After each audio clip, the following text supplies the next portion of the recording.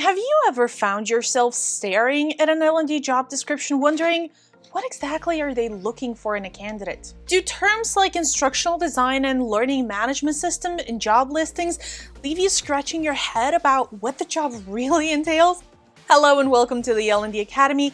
My name is Irina, a learning and development practitioner since 2011, and today we are diving into the intricacies of learning and development job descriptions so that when you hit apply, you know exactly what's waiting for you on the other side.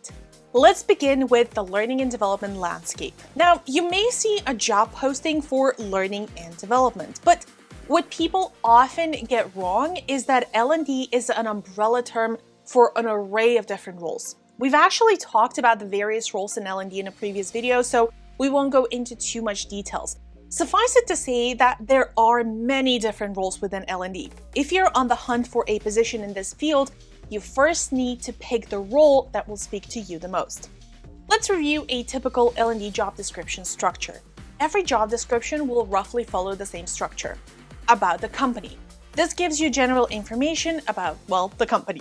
The role is a high-level overview of the role. Then you'll have responsibilities, which will tell you what particular activities are expected of a person in this position. You'll also find the requirements, which is really a list of must-haves and nice-to-have skills, education, qualifications, or even behaviors that the ideal candidate must possess. Finally, some postings also include benefits. In other words, what the company offers in return for your time with them. If any of these are missing in the job posting that you're interested in, feel free to do some research and even approach the hiring manager or talent acquisition expert from the company to help you out.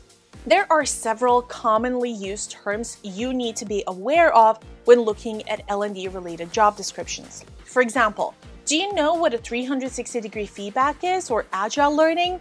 Are you familiar with blended learning or experiential learning? Do you know what is a learning culture and how to build it? Have you heard of gamification in training before? What about learning experience design or learning needs analysis?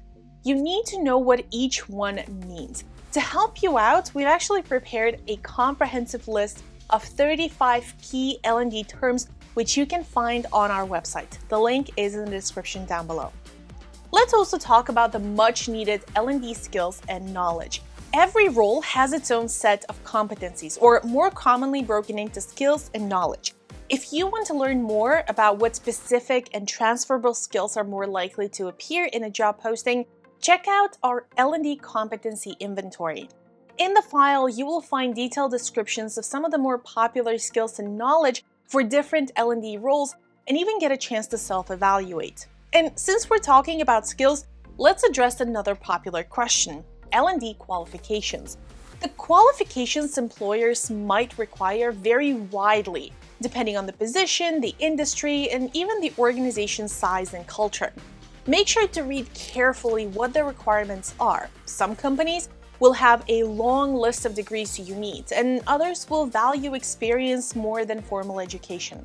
Some of the most common qualifications in L&D you might find is a bachelor or master's degree in education, instructional design, psychology, human resources, or any sort of related field. But a formal qualification is not always necessary. Personally, all the L&D positions I've held over the years never required a diploma or a qualification. But again, make sure to check the job description details. On our website, we've also highlighted some of the more popular professional certifications and online courses in the field of L&D, so make sure to check out the link below. Want to make the most out of every job description you come across? Here are some tips to help you do just that. Look for the core duties listed in the job descriptions. Those are usually the verbs like develop, design, facilitate, or evaluate. Make sure you include these in your resume, and if you get an interview, talk about your previous experiences performing these. Find out what is the main focus of the role. Does it lean more towards content creation, technology, training delivery, or strategy? Identify what learning theories, models, frameworks, or methodologies are important to the employer and make sure you're familiar with them. Take note of any specific software, tools, or platforms that the potential employer uses. If you come across any unfamiliar terms or jargons, make sure to research them before applying. Assess what is the desired level of experience that this organization is looking for. Is it entry-level candidates, mid-career professionals, or senior experts?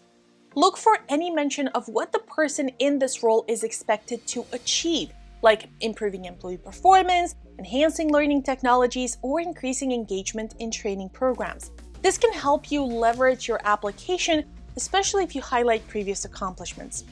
How will this newfound understanding shape your approach to finding your place within the vast landscape of learning and development? Drop us a comment down below or reach out if you have any questions. Did you know that we have a free 5-day video series on starting a career in learning and development? Enroll at the link on the screen to learn more about the field, its possibilities, how to build a personal brand, and how to ace the interview. See you there.